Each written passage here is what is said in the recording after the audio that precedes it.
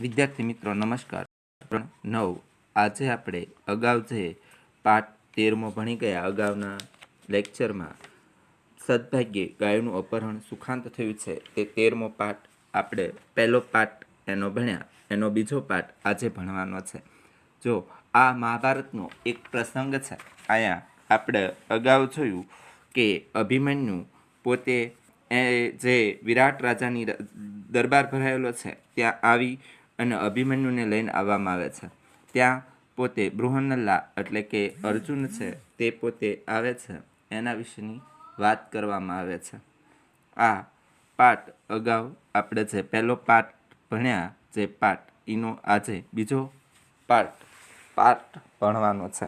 તો આ 13મા પાઠનો બીજો પ્રસંગ જે બૃહન્નલા. અભિમન્યુ તારી માતા મજામાં છે ને? જો અહીંયા જેવી રીતે અભિમન્યુ છે એના અગાઉ એના પિતાશ્રી નામથી બોલાવે છે, એટલે કે જે બૃહન્નલા છે એ અર્જુન છે, પણ આ અભિમન્યુને જાણ નથી. એના કારણે અભિમન્યુને આ જે બૃહન્નલા પાત્ર તરીકે છે એ અર્જુન એમાં રહેલો છે, એ અર્જુન એને એની માતાના હાલચાલ પૂછે છે.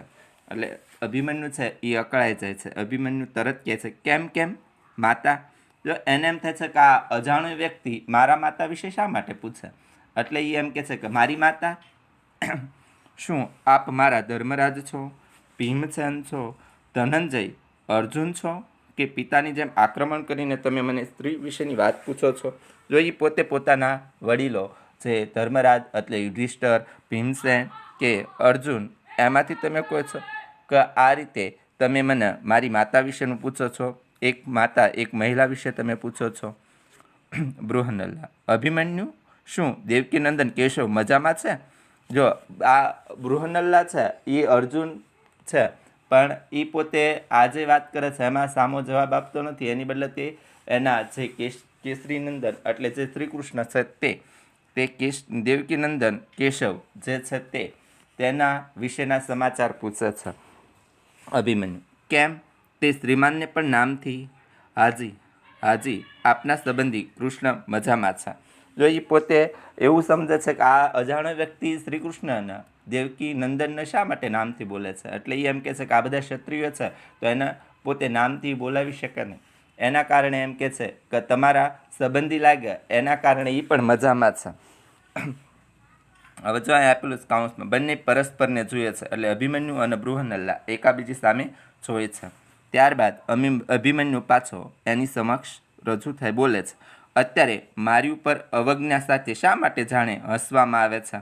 એટલે એ પોતે આ બધા સામે હસતા જ હોય છે. એના કારણે એ એમ કહે છે કે આ લોકો કોઈ મારી આજ્ઞાનું પાલન નથી કરતા, એટલે મારે જાણે ઉપદેશ થયો છે અથવા હું અહીંયા ઉપસ્થિત થયો છું એના વિશે જાણતા નથી અને જાણે હું ન હોય એવી રીતે મારી સામે હસી રહ્યા છે. બૃહન્નલા. ખરેખર કંઈ નથી, તું તો અર્જુનનો પુત્ર છે, કૃષ્ણ તારા મામા છે અને તું યુવાન છે તો પણ તે પગપાળા વડે પકડાઈ ગયો. જો એ પોતે એના વાત કરે છે કે તું તો અર્જુનનો પુત્ર છે, શ્રી કૃષ્ણનો ભાણિયો છે, એ તારા મામા છે, તોય પણ તું ખરેખર અને અત્યારે યુવાન છો તો પણ તું એક પગપાળા જે વ્યક્તિ હતો જેની પાસે કોઈ રથ નહોતું, એ પોતે જમીન ઉપર ઊભો હતો, એણે તને પકડી લીધો. આવી રીતે એની સાથે વાત કરે છે. અભિમન્યુ. સ્વચ્છંદન રીતે પ્રલાપ કરવો રહેવા દો. અમારા કુળમાં સ્વપ્રશંસા યોગ્ય નથી. રણભૂમિમાં હણાયેલા ઉપર લાગેલા બાણોને જુઓ, મારા વિના બીજું નામ નહીં હોય. એટલે એ એમ કહે છે કે અમે કોઈ દિવસ અમારી પોતપોતાની પ્રશંસા કરતા નથી. જો તમે એક જોઈ શકો છો કે જે સામે જેટલા બાણો રહ્યા એ તમારા જેટલા ઘાયલો થયા છે યોદ્ધાઓ, તો એના ઉપર તમે એના શરીર ઉપર જો તો એક બાણ ઉપર મારા જ યુદ્ધના અથવા મારા જ ધનુષના બાણો હશે. અમે અમારી પ્રશંસા કરતા નથી. અમારા કુટુંબમાં આવું છે નહીં કે કોઈ આપણે એની પ્રશંસા કરીએ. બૃહન્નલા. પોતે મનમાં વિચારે છે, કુમાર બરાબર કહે છે મોટેથી. એમ માત્ર વાણીની શૂરવીરતા શા માટે તે પગપળા વડે પકડાયો? પોતે મનમાં એમ કે શકી તો બરાબર છે કે અમારું કુટુંબમાં એનું પણ કુટુંબ જ છે, અર્જુન છે, એના કારણે અભિમન્યુ કે અમે પોતે અમારી પ્રશંસા કરતા નથી, પણ તો પણ આના મોટેથી અવાજ કાઢી અને બોલે છે કે એમ તમે પોતે એમ કે વાણીથી જ શૂરવીર છો? શા માટે? કે તો પગપાળા છે, જમીન ઉપર ઊભેલો હતો, એની પરથી તું કેમ પકડાઈ ગયો? અભિમન્યુ: શસ્ત્ર વગરનો મારી ઉપર આવી ગયો, તેથી હું પકડાઈ ગયો. જો અભિમન્યુને ખબર નથી કે જેણે એને પકડ્યો એ ભીમસેન છે, બલ્લવ રહ્યો એ ભીમસેન છે, એટલે એ તરત એમ કહે છે કે કોઈ અજાણ્યો વ્યક્તિ પોતે કે શસ્ત્ર, એની પાસે કોઈ હથિયાર નહોતું અને મારી સામે લડવા આવી ગયો, એના કારણે કે હું પકડાઈ ગયો. પોતે તો પગપાળા હતો, તે હું રથ ઉપર સવાર હતો અને મારી પાસે શસ્ત્રો હતા, એની પાસે કોઈ હથિયાર નહોતું, એના કારણે એની સામે હું લડ્યો નહીં, એવી રીતે કે હું પકડાઈ ગયો છું. રાજા: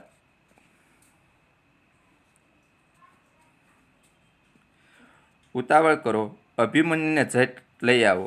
જો અહીંયા રાજા છે એ પોતે એના તરફ બોલાવે છે, જે આ વિરાટ રાજા રહ્યો એ, કે તમે ઝડપથી કરો અને આ અભિમન્યુને મારી પાસે હાજર કરો. બૃહનલ્લા: કુમાર, આ બાજુ, આ બાજુ, આ મહારાજ છે, કુમાર તેમની પાસે જાઓ. જે આ અર્જુન છે એ વિરાટના રાજા જે છે, વિરાટ રાજા, એની પોતે તરફ જે અભિમન્યુ છે એને એમ કહે છે કે તું આ બાજુ આવે, આ બાજુ, કે જો આ મહારાજ છે એની તરફ તું જા. જો આજે આપણે આ પાઠ છે એ અહીંયા સુધી ભણવાનો છે. અહીંયા આ પાઠમાં અભિમન્યુ છે એના પિતા જે અર્જુન છે એ બૃહનલ્લાના પાત્રમાં છે, એના કારણે એની બંને વચ્ચે આ સંવાદ થઈ રહ્યો છે. આજે અહીંયા આ પાઠમાં તમારે પોતે જે ભાષાંતર છે આ પેજનું એ લખવાનું છે સ્વાધ્યાયમાં.